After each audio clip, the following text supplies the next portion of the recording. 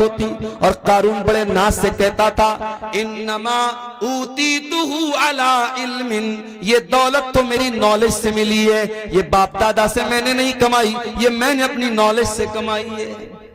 کیا انجام ہوا قارون کا؟ قارون جو اپنی دولت پر بڑا ناز کرتا تھا، جو اللہ کو نہیں مانتا تھا، جو آخرت کو نہیں مانتا تھا، فَخَسَفْنَا بِهِ وَبِدَارِهِ الْأَرْضَ، اللہ نے قارون کو بھی زمین میں کے اندر کہتا ہے فَلَوْلَا إِذَا بَلَغَتِ الْحُلْقُومِ وَأَنْتُمْ حِينَئِذٍ تَنْظُرُونَ وَنَحْنُ أَقْرَبُ إِلَيْهِ مِنْكُمْ وَلَكِنْ لَا تُبْصِرُونَ۔ میرے بندو، جب جان نکلنے کا ٹائم آتا ہے، جب روح نکلنے کا ٹائم آتا ہے اور تم دیکھتے ہو تمہارا قریبی انسان مر رہا ہے، تمہارا باپ مر رہا ہے، تمہاری ماں مر رہی ہے، تمہاری بیوی مر رہی ہے، تم اپنی آنکھوں سے مرتا ہوا دیکھ رہے ہو لیکن تم کچھ نہیں کر سکتے۔ فَلَوْلَا إِن كُنتُمْ غَيْرَ مَدِينِينَ تَرْجِعُونَهَا إِن كُنتُمْ صَادِقِينَ، اگر تم کو یہ لگتا ہے کہ تمہارے اوپر کسی کا کنٹرول نہیں ہے، کسی کا پاور نہیں ہے، کسی کی طاقت نہیں ہے، تو ذرا تم مرنے والے کو موت سے بچا کر کے دکھا دو، بھی جا کے اپنے آپ کو قید کر لیں۔ اللہ کہتا ہے یدرککم الموت ولو کنتم فی بروج مشیدہ، اگر تم سیسا پلائی ہوئی دیوار، اگر تم لوہے کو پگھلا کر کے دیوار میں پیک کر دو اپنے آپ کو، وہاں پر بھی تم کو موت آئے گی، موت کا فرشتہ وہاں بھی تم کو آ کر کے تم کو پکڑ لے گا، تم اللہ کی پکڑ سے نہیں بچ سکتے میرے بھائی۔ پرسوں ختم ہو جائے، تجھے یہ بھی نہیں معلوم کہ تیرا امتحان کب ختم ہو جائے گا اور کب تیرا حساب شروع ہو جائے گا۔ اے انسان، پھر بھی تو غفلت میں پڑا ہوا ہے، تجھے اپنے امتحان کی کوئی ٹینشن نہیں ہے۔ اقترب للناس حسابهم وهم في غفلة معرضون، اے انسانوں تم کتنے نادان ہو، تمہارے حساب کا ٹائم قریب آ چکا ہے پھر بھی تم غفلت میں پڑے ہوئے ہو۔ اسی لیے ہمارے نبی فرماتے ہیں جایا کرو کبھی کبھی قبرستان، زور القبور، اے میری امت کے لوگوں قبرستان جایا کرو، فَإِنَّهَا تُذَكِّرُكُمُ الْآخِرَةَ، قبرستان جاؤ گے، مرے ہوئے لوگوں کی قبروں کو دیکھو گے، جب مردہ لوگوں کے گھروں کو، ان کی قبروں کو دیکھو گے، تمہیں آخرت کی یاد آئے گی، تمہیں اپنا انجام یاد آئے گا۔ بلڈنگوں میں رہتے ہوئے شاید موت نہ یاد آئے، بال بچوں کے ساتھ ہنستے کھیلتے ہوئے شاید تمہیں موت یاد نہ آئے، دنیا کے پیسے گنتے ہوئے شاید تمہیں موت نہ یاد آئے، بینک بیلنس کو چیک کرتے ہوئے شاید تمہیں موت یاد نہ آئے، فیس بک کی ریلز دیکھتے ہوئے شاید تمہیں موت یاد نہ آئے، دنیا کی رنگینیوں میں کھو کر کے شاید تمہیں موت یاد نہ آئے، لیکن جب تم قبرستان جاؤ گے تم دیکھو گے کل کا کروڑ پتی بھی اسی مٹی کے اندر لیٹا ہوا ہے، کل کا ارب پتی بھی اسی مٹی کے اندر لیٹا ہوا ہے، بہت بڑا عالم دین تھا، بہت بڑی بڑی تقریریں کرتا تھا، آج وہ بھی اسی مٹی کے نیچے دفن ہو چکا ہے، بڑا نام کمایا کرتا تھا، بڑی شہرت تھی، بڑی عزت تھی، آج وہ بھی اسی مٹی کی چادر اوڑھ کے سویا ہے۔ فَإِنَّهَا تُذَكِّرُكُمُ الْآخِرَةَ، جب تم قبرستان کو دیکھو گے، جب تم قبروں کو دیکھو گے تو تمہیں موت کی یاد آئے گی۔ موت کو یاد کیا کرو، موت ہماری اوقات ہمیں یاد دلاتی ہے، موت ہماری حیثیت ہمیں یاد دلاتی ہے۔ انسان کو جب یہ لگنے لگے اس دنیا میں سب سے زیادہ سپریم ہوں، میرے اوپر کوئی طاقت نہیں، کوئی پاور نہیں ہے، میں سب سے بڑا پاورفل ہوں، موت آ کر کے بتا دیتی ہے کہ انسان تو کس کھیت کی مولی ہے۔ بہت بڑا بادشاہ تھا فرعون، بہت بڑا بادشاہ تھا فرعون، اتنا بڑا بادشاہ تھا کہ اللہ تعالیٰ کا مذاق اڑاتا تھا۔ موسیٰ علیہ السلام سے کہتا تھا کہ اے موسیٰ تو کیا مجھ سے بات کرے گا، اے موسیٰ تو کیا مجھ سے بات کرے گا، ارے تیری زبان میں تو لکنت ہے، تیری زبان میں لڑکھڑاہٹ ہے، اے موسیٰ تو مجھ سے بات کرنے کے لائق نہیں ہے۔ موسیٰ کا مذاق اڑایا، اللہ کے نبی کا مذاق اڑایا، اس نے تو اللہ کا بھی مذاق اڑایا، کہا کہ اے حامان میرے لیے محل بنا دے، سیڑھی لگا دے، میں ذرا جھانک کر کے دیکھوں کہ موسیٰ کا رب کیسا ہے، موسیٰ کا اللہ کیسا ہے۔ اس نے اللہ کا مذاق اڑایا، اس نے موسیٰ علیہ السلام کا مذاق اڑایا۔ اس نے یہاں تک کہا ہاذل انہار تجری من تحتی، اے موسیٰ یہ دیکھو میں مصر کا بادشاہ ہوں اور بڑی بڑی ندیاں میری سلطنت میں بہتی ہیں، میرے محل کے نیچے سے دریا بہتا ہے، میں تو دریاؤں کا مالک ہوں، میں تو ان ندیوں کا مالک ہوں۔ اللہ نے کہا اے فرعون اب تیرے غرور کو میں خاک میں ملاتا ہوں۔ فرعون کو کیسی موت آئی؟ فرعون کو اللہ تعالیٰ نے دریائے قلزم میں ڈوبا کر کے مار دیا، اسی دریا میں موسیٰ علیہ السلام کے لیے راستہ بن گیا اور اسی دریا میں فرعون کی قبر بن گئی، فرعون ڈوب گیا۔ کریم ونعمت کانوا فاکہین، دیکھو ذرا فرعون کتنے بڑے بڑے محل چھوڑ کے گیا تھا، کتنے بڑے بڑے باغات چھوڑ کے گیا تھا، کتنے اچھے اچھے مقامات چھوڑ کے گیا تھا۔ کذالک وَأَوْرَثْنَاهَا قَوْمًا آخَرِينَ، آج فرعون کے محلوں کا ہم نے کسی اور کو وارث بنا دیا۔ محل فرعون کا ہے، باغ فرعون کا ہے اور اس کی نہریں فرعون کی ہیں، لیکن آج فائدہ اٹھانے والے اور لوگ ہیں۔ اس لیے میرے بھائیوں کبھی بھی اپنی طاقت پر غرور مت کرنا، طاقت تو فرعون کے پاس بھی تھی۔ کبھی اپنی دولت پہ غرور مت کرنا۔ بہت دولت والا آیا تو دنیا میں قارون، اس قدر دولت تھی اس کے پاس، قرآن کہتا ہے کہ جب وہ اس کے خزانوں کی چابیوں کو اللہ کہتا ہے کہ بڑے بڑے پہلوان وَآتَيْنَاهُ مِنَ الْكُنُوزِ مَا إِنَّ مَفَاتِحَهُ لَتَنُوءُ بِالْعُصْبَةِ أُولِي الْقُوَّةِ، بڑے بڑے پہلوان قارون کے خزانے کی چابیوں کو بڑی مشکل سے اٹھاتے تھے۔ خزانہ نہیں، خزانے کی چابیوں کو، خزانے کے تالے کی چابیوں کو بڑے بڑے پہلوان بڑی مشکل سے اٹھاتے تھے۔ اتنی دولت تھی قارون کے پاس، جب وہ سج دھج کر کے نکلتا تھا قوم کے لوگ ٹھنڈی سانس لے کر کے کہتے تھے کاش ہمارے پاس بھی اتنی دولت ہوتی، اور قارون بڑے ناز سے کہتا تھا انما اوتیتہ علی علم، یہ دولت تو میری نالج سے ملی ہے، یہ باپ دادا سے میں نے نہیں کمائی، یہ میں نے اپنی نالج سے کمائی ہے۔ کیا انجام ہوا قارون کا؟ قارون جو اپنی دولت پر بڑا ناز کرتا تھا، جو اللہ کو نہیں مانتا تھا، جو آخرت کو نہیں مانتا تھا، فَخَسَفْنَا بِهِ وَبِدَارِهِ الْأَرْضَ، اللہ نے قارون کو بھی زمین میں دھسا دیا، اس کے سارے خزانے کو، سارے محل کو زمین میں دھسا دیا۔ میرے پیارے ساتھیوں کبھی اپنی دولت پر بھی غرور نہ کرنا، غرور کا انجام بڑا برا ہوتا ہے اور موت آ کر کے انسان کے غرور کو خاک میں ملا دیتی ہے۔ اسی لیے اللہ تعالیٰ سورہ واقعہ کے اندر کہتا ہے فَلَوْلَا إِذَا بَلَغَتِ الْحُلْقُومَ وَأَنْتُمْ حِينَئِذٍ تَنْظُرُونَ وَنَحْنُ أَقْرَبُ إِلَيْهِ مِنْكُمْ وَلَكِنْ لَا تُبْصِرُونَ۔ میرے بندو جب جان نکلنے کا ٹائم آتا ہے، جب روح نکلنے کا ٹائم آتا ہے اور تم دیکھتے ہو تمہارا قریبی انسان مر رہا ہے، تمہارا باپ مر رہا ہے، تمہاری ماں مر رہی ہے، تمہاری بیوی مر رہی ہے، تم اپنی آنکھوں سے مرتا ہوا دیکھ رہے ہو لیکن تم کچھ نہیں کر سکتے، فَلَوْلَا إِن كُنتُمْ غَيْرَ مَدِينِينَ تَرْجِعُونَهَا إِن كُنتُمْ صَادِقِينَ، اگر تم کو یہ لگتا ہے کہ تمہارے اوپر کسی کا کنٹرول نہیں ہے، کسی کا پاور نہیں ہے، کسی کی طاقت نہیں ہے، تو ذرا تم مرنے والے کو موت سے بچا کر کے دکھا دو۔ مرنا تو ہے میرے بھائی، اور موت آئے گی، ہم بچ نہیں سکتے، بچ نہیں سکتے ہیں، ہم شیش محل میں بھی جا کے اپنے آپ کو قید کر لیں۔ اللہ کہتا ہے یدرککم الموت ولو کنتم فی بروج مشیدہ، اگر تم سیسا پلائی ہوئی دیوار، اگر تم لوہے کو پگھلا کر کے دیوار میں پیک کر دو اپنے آپ کو، وہاں پر بھی تم کو موت آئے گی، موت کا فرشتہ وہاں بھی تم کو آ کر کے تم کو پکڑ لے گا، تم اللہ کی پکڑ سے نہیں بچ سکتے میرے بھائی۔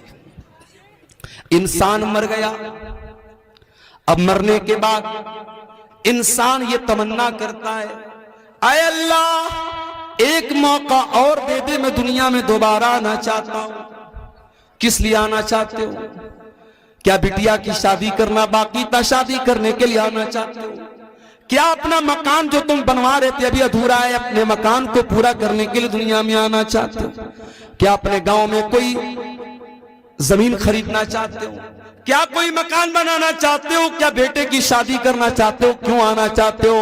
اللہ فرماتا ہے حتی اذا جاء احدهم الموت قال رب ارجعون لعلی اعمل صالحا فیما ترکت.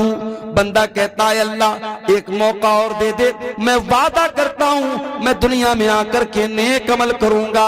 اے اللہ اب مجھے سمجھ میں آ گیا ہے، اب دوبارہ میں دنیا میں آؤں گا تو میں کوئی تجھ کو ناراض کرنے والا کام نہ کروں گا، کوئی گناہ کا کام نہ کروں گا، کوئی پاپ نہ کروں گا. اے اللہ بس ایک چانس اور دے. اللہ فرماتا ہے میرے بندے انہا کلمۃ هو قائلها ومن ورائهم برزخ الى یوم یبعثون.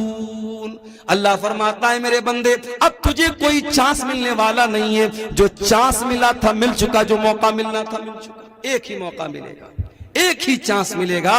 میرے نوجوان ساتھیوں وہ چانس ہمیں اور آپ کو یہاں ملا ہے. اب اس امتحان میں اگر ہم فیل ہو گئے تو دنیا میں جس طریقے سے جو لوگ مجرم ہوتے ہیں ان کو دنیا والے جیل میں ڈال دیتے ہیں، اللہ تعالیٰ نے اپنے مجرموں کے لیے بھی ایک جیل بنائی ہے اور اس جیل کا نام جہنم ہے. اور جہنم کتنی خطرناک جیل ہے، کتنی خطرناک قید خانہ ہے، کتنا خطرناک قید خانہ ہے اور کتنی خطرناک جگہ ہے. آؤ ذرا قرآن میں اس کا نقشہ دیکھتے ہیں. اللہ قرآن کے 30ویں پارے میں فرماتا ہے ان جہنم کانت مرصادا للطاغین مآبا لابثین فیہا احقابا. یہ جہنم گھات میں بیٹھی ہے، یہ جہنم پرتیکشا کر رہی ہے، یہ جہنم انتظار کر رہی ہے. یہ جہنم انتظار کر رہی ہے کس کا؟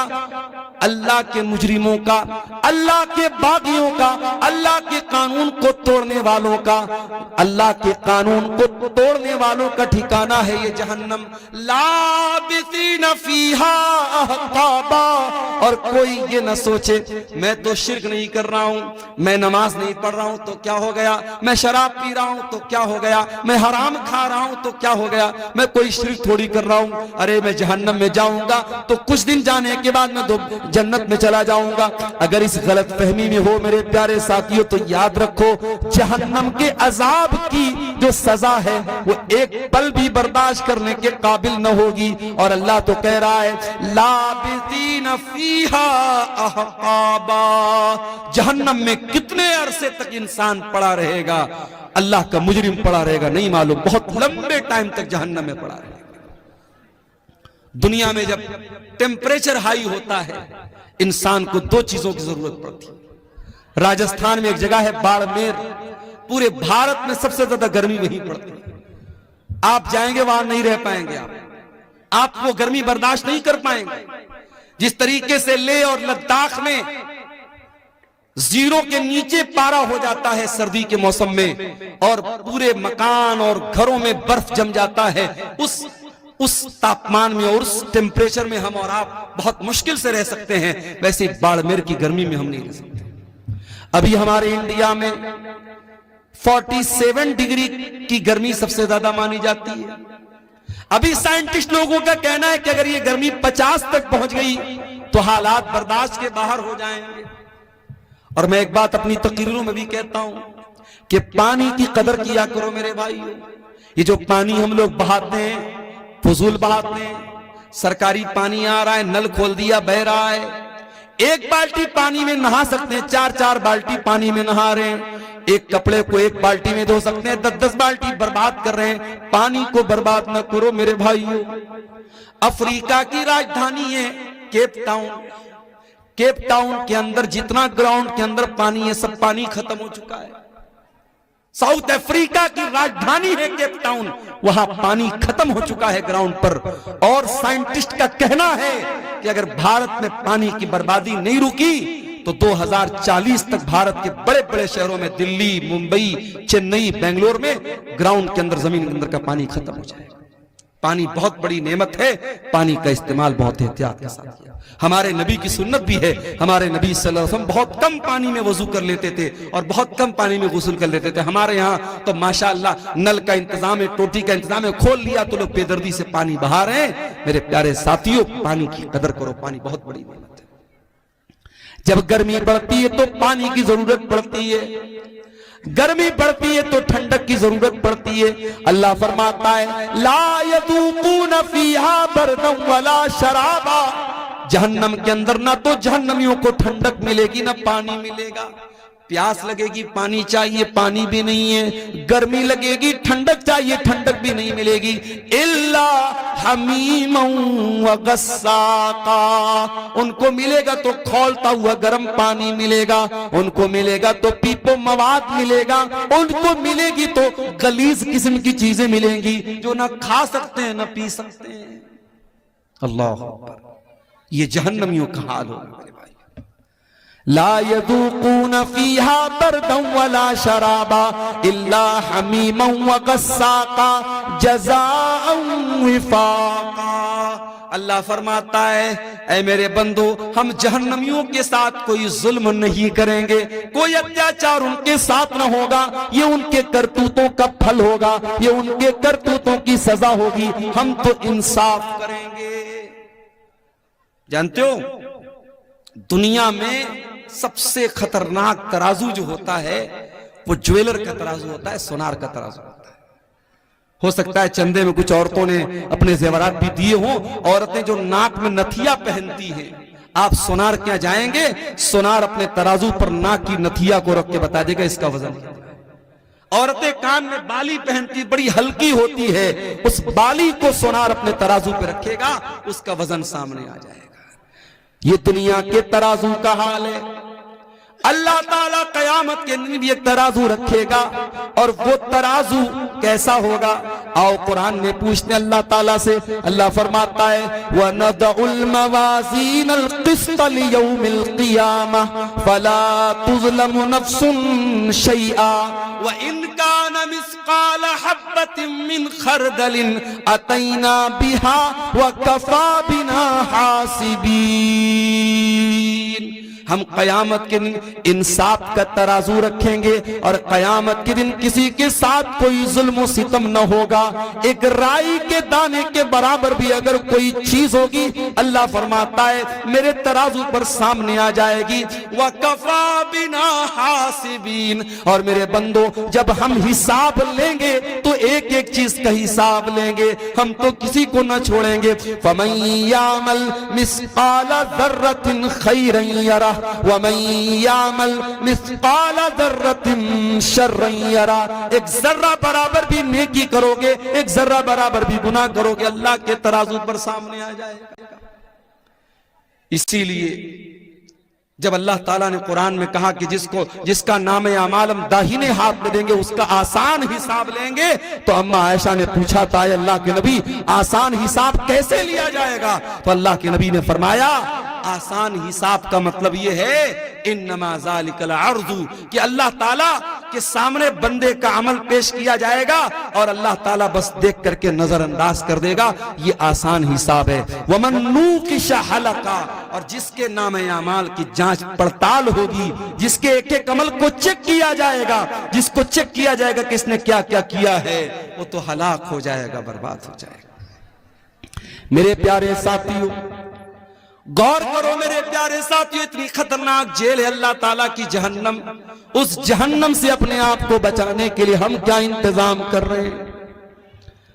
دنیا میں کہیں آگ لگ جائے، فائر بریگیڈ والوں کو جلدی سے بلایا جاتا ہے، پھر بھی آگ لگ جائے تو بہت مشکل ہو جاتا ہے لوگوں کو بچانا۔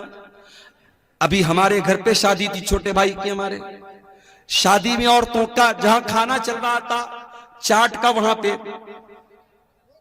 وہ اسٹال لگا ہوا تھا، چاٹ والے کے اسٹال میں گیس کا چولہا لگا تھا، اچانک اس کے گیس کے چولہے سے آگ نکلنے لگی۔ اب ظاہر ہے وہاں جتنا پنڈال لگا ہے، کپڑے کا پنڈال ہے، اگر آگ بھڑکتی پورے پنڈال میں لگتی اور کتنا نقصان ہو سکتا تھا اندازہ نہیں ہو سکتا۔ اللہ کا کرم ہوا، فوراً وہ آگ بجھائی گئی، نقصان نہیں ہوا، کوئی نقصان نہیں ہوا۔ ایک ہلکی سی آگ لگتی ہے اور بہت تیزی کے ساتھ پھیل جاتی ہے۔ جہنم کی آگ دنیا کی آگ سے 70 گنا زیادہ خطرناک ہوگی۔ اللہ کے نبی فرماتے ہیں انہا فصلت علی نارکم، دنیا کی آگ جہنم کی آگ دنیا کی آگ سے 70 گنا زیادہ خطرناک ہوگی۔ دنیا کی آگ تو پیٹرول اور ڈیزل سے جلتی ہے، جہنم کی آگ فرمایا یا ایھا الذین آمنوا قوا انفسکم واہلیکم نارا، اے ایمان والو اپنے آپ کو اور اپنے گھر والوں کو جہنم کی آگ سے بچاؤ جس کا ایندھن انسان اور پتھر ہوں گے۔ انسانوں سے جلے گی وہ آگ، پتھروں سے جلے گی وہ آگ۔ وہ جہنم کتنی گہری ہوگی، اس کی گہرائی کا اندازہ ہم نہیں لگا سکتے۔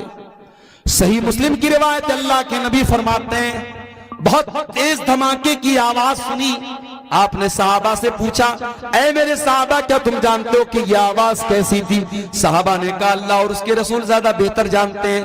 آپ نے فرمایا ھذا حجر رمی بہ فی النار منذ 70 خریفا، اے میرے صحابہ 70 سال پہلے جہنم کے اندر ایک پتھر گرایا گیا تھا، آج جا کر کے وہ جہنم کی گہرائی تک پہنچا ہے، آج جا کر کے وہ جہنم کی تہہ تک پہنچا ہے۔ یعنی ایک پتھر کو جہنم کے اندر گرایا جائے تو 70 سال کے بعد وہ پتھر جہنم کی گہرائی تک پہنچتا ہے۔ اتنا خطرناک ہے جہنم کی گہرائی۔ میرے پیارے ساتھیوں، اس جہنم کی آگ سے ہم اپنے آپ کو بچانے کے لیے کیا انتظام کر رہے ہیں؟ ہمارے پیارے نبی جناب محمد رسول اللہ صلی اللہ علیہ وسلم تو اسی جہنم کی آگ سے ہم کو بچانے کے لیے آئے تھے۔ آپ کے آنے کا مقصد یہی تھا دنیا کے لوگ ایمان والے بن جائیں، نیک عمل کرنے والے بن جائیں، دنیا کے لوگ جہنم کی آگ سے بچ جائیں۔ یہی آپ کا مقصد تھا، آپ کی زندگی کا مقصد تھا۔ یہی مقصد لے کر کے آپ دنیا میں آئے تھے، کس طریقے سے اللہ کے بندوں کو جہنم کی آگ سے بچایا جائے۔ یہی آپ کا مشن تھا اور اسی کی ٹینشن آپ کو رہا کرتی تھی اور اتنا سوچا کرتے تھے آپ کہ اللہ تعالیٰ قرآن میں کہتا ہے فَلَعَلَّكَ بَاخِعٌ نَفْسَكَ عَلَىٰ آثَارِهِمْ إِن لَّمْ يُؤْمِنُوا بِهَٰذَا الْحَدِيثِ أَسَفًا۔ اے نبی آپ کو لوگوں کے ایمان لانے کی اتنی چنتا ہے، اتنی فکر ہے، کہیں اس چنتا میں آپ اپنے آپ کو ہلاک نہ کر دیں، کہیں ختم نہ کر دیں۔ اللہ کے نبی فرماتے ہیں او لوگوں میری مثال اور تمہاری مثال تو ایسی ہے جیسے کوئی انسان آگ جلاتا ہے اور آگ جیسے وہ جلاتا ہے ویسے ہی پروانے اور پتنگے اس آگ میں جل جل کے مرنے لگتے ہیں۔ وہ دور کرنے کی کوشش کرتا ہے مگر وہ پروانے نہیں مانتے اور بار بار اس آگ میں کود کر کے مرتے ہیں۔ اللہ کے نبی فرماتے ہیں انا آخذ بحجزکم عن النار، وہ لوگوں میں تمہاری کمر پکڑ پکڑ کے تم کو جہنم کی آگ سے بچا رہا ہوں، وانتم تقتحمون فیہا، لیکن تم جہنم کے اندر جا رہے ہو۔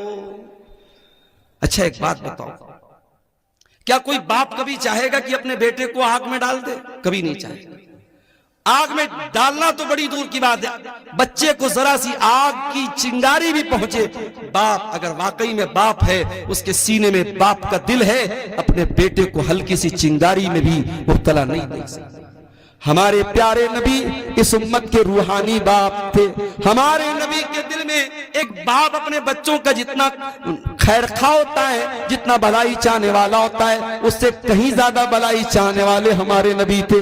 اسی لئے ہمارے نبی نے ایک ایک چیز بتا دی، کون سا کام کرو گے تو جہنم میں جاؤ گے اور کون سا کام کرو گے تو جہنم سے بچو گے۔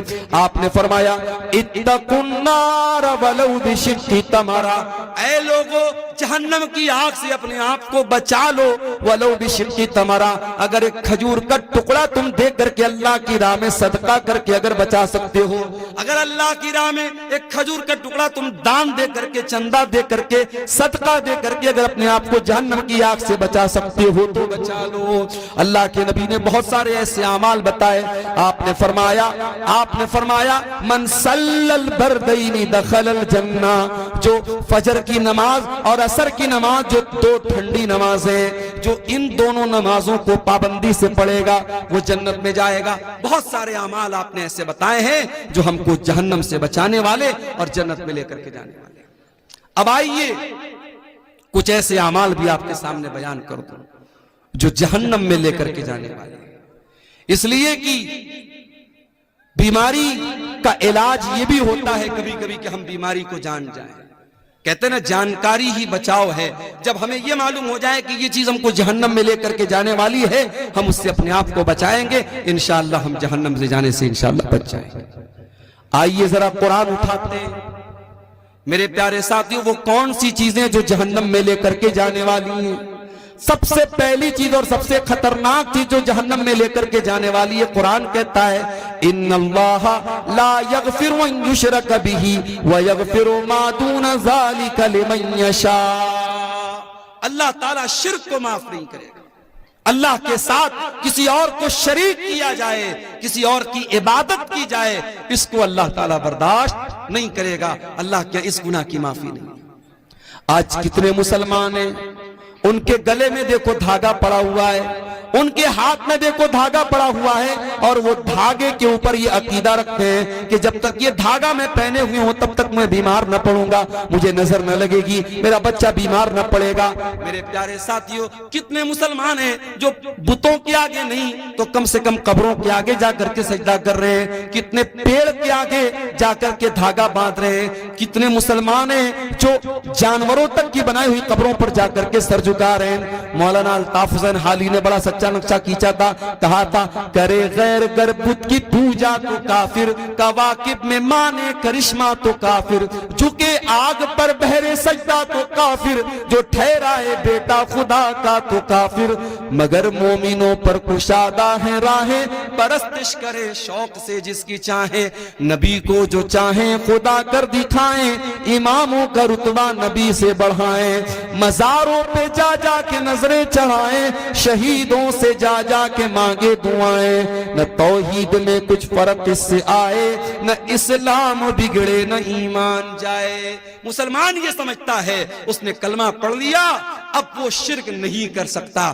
وہ شرک پروف ہو گیا، اس سے شرک نہیں ہو سکتا۔ صرف کلمہ پڑھ لینے سے شرک نہیں، شرک سے آپ نہیں بچ سکتے جب تک کلمہ کے اوپر آپ عمل نہ کریں گے اور کلمہ کے تقاضے کو آپ نہیں سمجھیں گے۔ میرے پیارے ساتھیوں، شرک سے اپنے آپ کو بچاؤ، شرک کرنے والا جہنم کی آگ میں ہمیشہ ہمیشہ چلے گا۔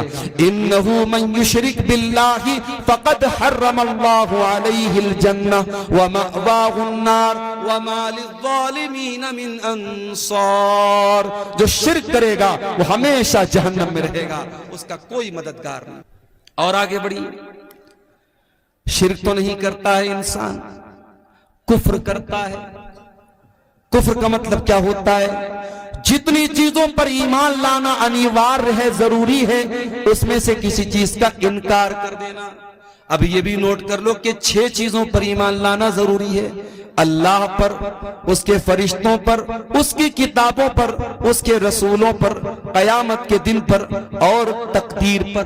یہ 6 چیزیں ہیں جو ایمان کے ارکان ہیں، جو پلرز آف ایمان ہیں۔ ان 6 میں سے کسی کا بھی انکار کر دے، کوئی فرشتوں کو نہ مانے، کوئی اللہ کی کتابوں کو نہ مانے، کوئی قیامت کو نہ مانے، کوئی تقدیر کو نہ مانے، ان 6 چیزوں کا انکار کرنے والا کافر ہے، کافر۔ اور اللہ فرماتا ہے وَمَن يَكْفُرْ بِالْإِيمَانِ فَقَدْ حَبِطَ عَمَلُهُ وَهُوَ فِي الْآخِرَةِ مِنَ الْخَاسِرِينَ، کہ ایمان لانے کے بعد اگر کوئی کفر کرے گا، کوئی کلمہ پڑھنے کے بعد ان چیزوں میں سے کسی چیز کا انکار کرے گا تو وہ برباد ہو جائے گا، دنیا میں بھی اور آخرت میں۔ تو میرے بھائیوں، شریعت میں جتنی چیزیں فرض ہیں، ضروری ہیں، اگر ان کا بھی کوئی انکار کرتا ہے، مثال کے طور پر اگر کوئی روزہ نہیں رکھتا ہے تو گنہگار ہے، لیکن اگر کوئی روزے کا انکار کرتا ہے تو کافر ہے۔ کوئی نماز نہیں پڑھتا ہے تو گنہگار ہے، لیکن اگر کوئی نماز کا انکار کرتا ہے تو وہ کافر ہے۔ کوئی زکوٰۃ نہیں دیتا ہے تو گنہگار ہے، کوئی زکوٰۃ کا انکار کر دے تو کافر ہے، کوئی حج نہیں کر رہا ہے طاقت کے باوجود تو وہ گنہگار ہے، فاسق ہے، لیکن اگر حج کا انکار کر دے، حج کی فرضیت کا انکار کر دے تو وہ کافر ہو جاتا ہے۔ تو یہ دوسری چیز ہے جو جہنم میں لے کر کے جانے والی۔ اور آگے بڑھیے، ایک اور چیز ہے جو جہنم میں لے کر کے جانے والی ہے، اللہ کا مذاق اڑانا، رسول کا مذاق اڑانا، فرشتوں کا مذاق اڑانا، شریعت کی کسی ایسی چیز کا مذاق اڑانا جس کا مذاق اڑانے سے انسان کافر ہو جاتا ہے۔ کبھی کبھی ہم لوگ بہت ہلکے میں لیتے ہیں، کبھی کبھی میں دیکھتا ہوں واٹس ایپ پر میسج آتا ہے جنت کے بارے میں، حوروں کے بارے میں مذاق ہو رہا ہے۔ حوروں کا مذاق مت اڑاؤ، جہنم کا مذاق مت اڑاؤ، فرشتوں کا مذاق مت اڑاؤ۔ یہ اتنا خطرناک معاملہ ہے، جنت اور جہنم کا مذاق اڑانے والا اگر توبہ نہ کرے اسلام سے خارج ہو سکتا ہے۔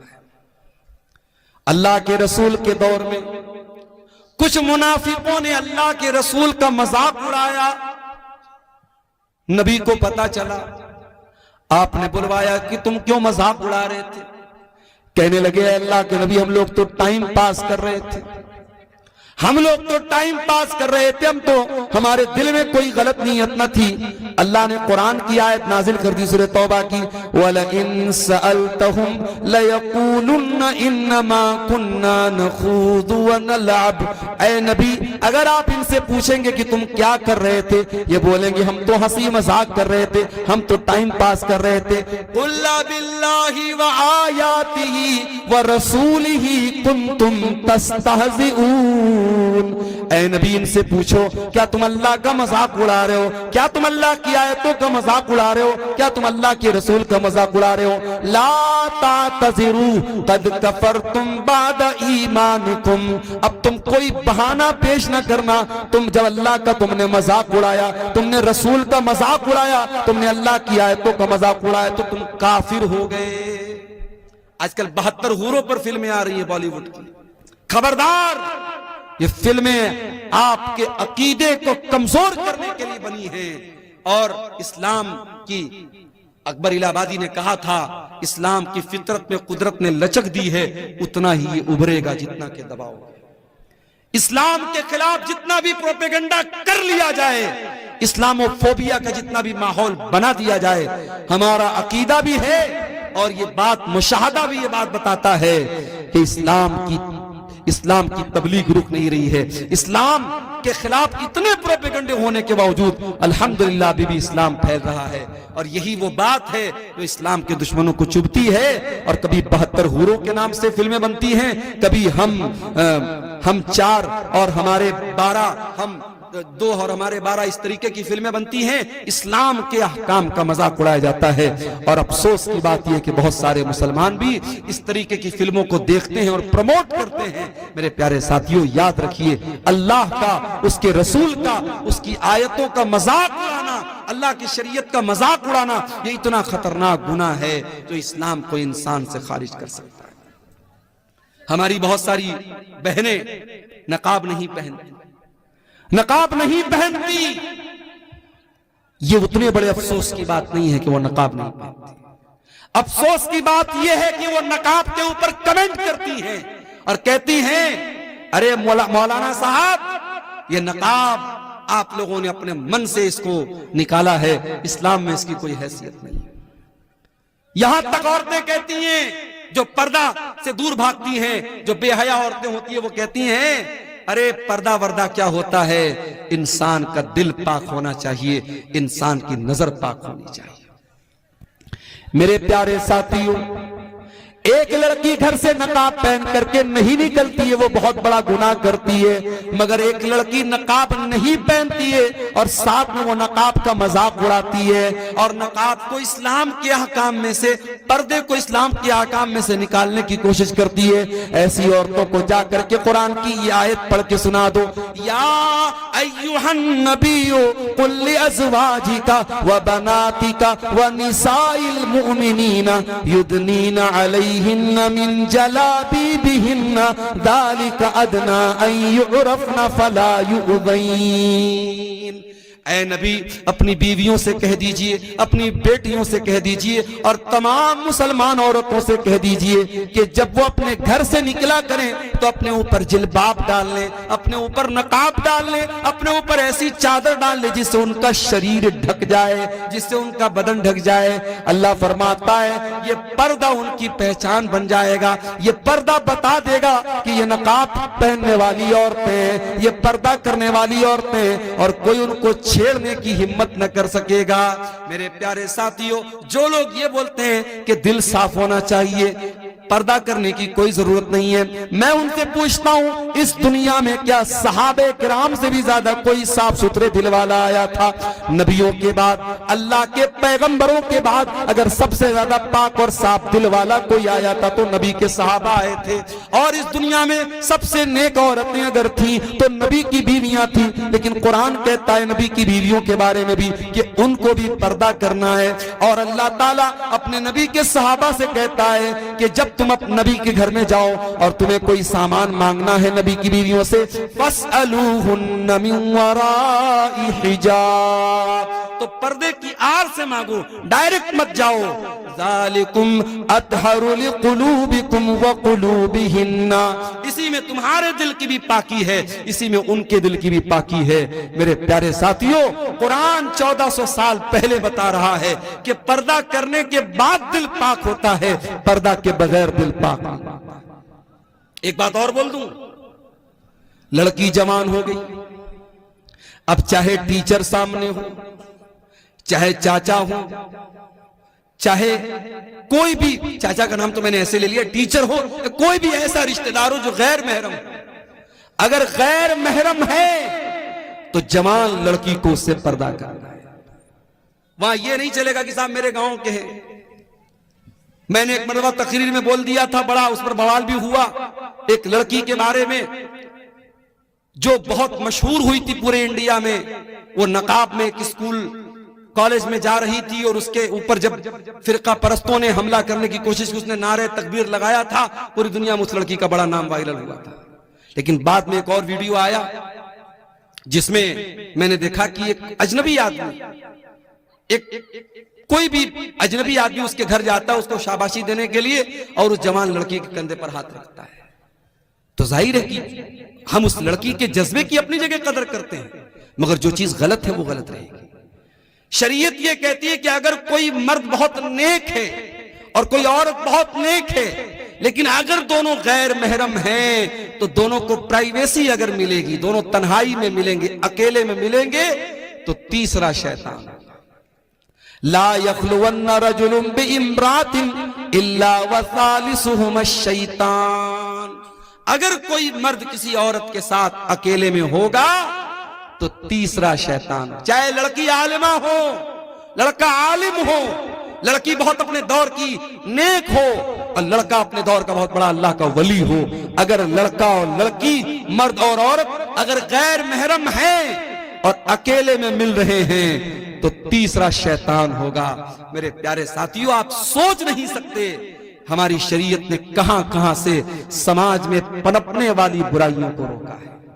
ये जो आज हम रोना रोते हैं ना, समाज बड़ा दूषित हो रहा है, बड़ा गंदा हो रहा है, ये बेहयाई बड़ी फैल रही है, ये गंदगी बड़ी फैल रही है। क्यों फैल रही है, कभी इस पर आपने गौर किया? आज इतने बड़े बड़े जलसे और प्रोग्राम होने के बावजूद हमारे इलाकों की शादियों में आज भी वो तमाम बुराइयां हो रही हैं जिससे उलमा मना करते हैं। तमाम बेपर्दगी हो रही है शादी ब्याह में जो इस्लाम के अंदर हराम है। तमाम रस्मों रिवाज पर अमल हो रहा है जिसकी कोई हैसियत नहीं इस्लाम के अंदर। आपने शादी, भी मैं गाड़ी लेकर के आ रहा था, 4 व्हीलर लेकर के बीरपुर में जब पहुंचा, हमारे ड्राइवर साहब ने देखा कि पूरे दोनों तरफ फाटक लगा हुआ है। मैंने ड्राइवर साहब से कहा कि लग रहा है मौलाना तारिक साहब ने बहुत दूर तक गेट लगवाया, बड़ा लंबा चौड़ा इंतजाम है। आगे बढ़ा तो पता लगा साहब शादी हो रही है, कोई शादी थी और ऐसी शादी थी, दूर दूर तक गेट लगा हुआ है और गाना बज रहा है, डीजे बज रहा है। आज वो किसी गैर मुस्लिम की शादी थी। बताना ये चाहता हूं कि आज एक दिन की शादी की खुशी के नाम पर लोग लाखों रुपए खर्च कर देते हैं। और गैर मुस्लिम की बात नहीं, मुसलमान भी करता है। अभी उत्तर प्रदेश के मेरठ शहर में एक शादी हुई, वहां दुल्हे को शादी के मौके पर 2.5 करोड़ रुपए मिले हैं और निकाह पढ़ाने वाले मौलवी साहब को 11 लाख रुपए मिले हैं। और एक रस्म होती है घड़ी पहनाई, दुल्हे को साली लोग घड़ी पहनाती हैं, उस घड़ी की पहनाई की जो है वो जो पैसा उसका दिया गया 11 लाख रुपए उसका दिया गया। हमारे यहाँ मदरसे में एक दिन चर्चा चल रही थी कि मदरसे में पढ़ाना छोड़ के चल के हम लोग मेरठ में निकाह पढ़ाए, एक निकाह का 11 लाख रुपया मिला। तो ये मुसलमान के हालात हैं इस कौम के, जिस कौम के बच्चे भूखे मर रहे हैं, जिस कौम की औरतें, बेवा औरतें کھانے کھانے کو ترس رہی ہیں، اس قوم کی یتیم بچیاں بدکاری کا راستہ اپنا رہی ہیں، اس قوم کے نوجوان شادی بیاہ پر اتنی فضول خرچی کر رہے ہیں۔ اتر پردیش کے سدھارتھ نگر میں ایک شادی ہوئی، مسلمان کی شادی ہے، اور نوٹوں کی بارش کر رہا ہے دلہا، 20 لاکھ روپے اس نے پانی کی طرح بارات پہ بہا دیے۔ یہ سارے کرتوت ہم کرتے ہیں، اس کے بعد ہم کہتے ہیں کہ ہمارے ساتھ فلاں جگہ یہ کیوں ہو رہا ہے، ہمارے ساتھ فلاں جگہ یہ کیوں ہو رہا ہے، ہماری مسجدوں پر کیوں نشانہ سادھا جا رہا ہے، ہمارے مدرسوں پر کیوں نشانہ سادھا جا رہا ہے۔ میرے پیارے ساتھیوں، ہمیں اپنا محاسبہ کرنے کی ضرورت ہے، اپنے گریبانوں میں جھانکنے کی ضرورت ہے۔ میرے نبی نے تو نکاح کو اتنا آسان کر دیا، آپ نے فرمایا ان اعظم النکاح برکۃ ایسرہ مؤونۃ، سب سے زیادہ برکت اس نکاح میں ہوتی ہے جس کو سب سے کم خرچ میں نپٹایا جائے۔ نبی کے دور میں نکاح ہوتا تھا، بہت معمولی خرچ میں نکاح ہو جاتا تھا، اور ایسا نہیں کہ نبی کے دور میں سب غریب لوگ تھے، اس میں عثمان غنی کے جیسے کروڑ پتی لوگ بھی تھے، اس میں عبد الرحمن بن عوف کے جیسے کروڑ پتی لوگ بھی تھے۔ دولت والے ہوتے تھے یا غریب ہوتے تھے، بڑے سمپل طریقے سے نکاح کر لیتے تھے اور بیوی کو لے آتے تھے، اور وہاں ایک نہیں 4 بیویوں کا رواج تھا۔ اسلام نے اگر مرد کے پاس طاقت ہے تو 4 بیویوں تک کی اجازت دی، اس میں کوئی شرم کی بات نہیں ہے۔ آج ایک مرد زنا کر کے 10 عورتوں کے ساتھ زنا کرے، اتنا برا نہیں مانا جاتا۔ اگر کوئی بیچارہ اس کے پاس طاقت ہے جسمانی اعتبار سے، مالی اعتبار سے، اگر وہ ایک کے ساتھ ساتھ دوسری بیوی کر لے، دوسری شادی کر لے، بوال ہو جاتا ہے صاحب، پورے گاؤں والے اس کا جینا حرام کر دیتے ہیں، اور پہلی بیوی اور اس کے گھر والے تو اس کا جینا حرام کر ہی دیتے ہیں۔ یاد رکھو میرے بھائیوں، حلال کو مشکل بناؤ گے، حرام آسان ہو جائے گا، اور آج حرام آسان ہو چکا ہے اور ہماری اور آپ کی سوچ سے بہت اوپر جا چکا ہے۔ زناکاری اور بدکاری مسلم سماج میں اتنی عام ہوتی چلی جا رہی ہے۔ میرے پاس آئے دن فون آتا ہے اور ایسے ایسے مسئلے پوچھے جاتے ہیں، اللہ کی پناہ شرم آتی ہے۔ مولوی صاحب، لڑکے نے لڑکی کے ساتھ غلط کام کر لیا، پھر لوگوں نے شادی کرا دی، شادی کے 3 مہینے کے بعد بچہ ہو گیا، اب کیا کیا جائے؟ کیا دوبارہ نکاح کرنا پڑے گا؟ یہ وہ مسئلے ہیں، ان کا جواب کیا دینا ہے وہ ایک الگ مسئلہ ہے، لیکن مسلمانوں کی سوسائٹی میں اس طریقے کے مسئلے پیدا ہو، یہ سوچنے کی بات ہے میرے پیارے ساتھیوں، یہ افسوس کرنے کی بات ہے، یہ افسوس کرنے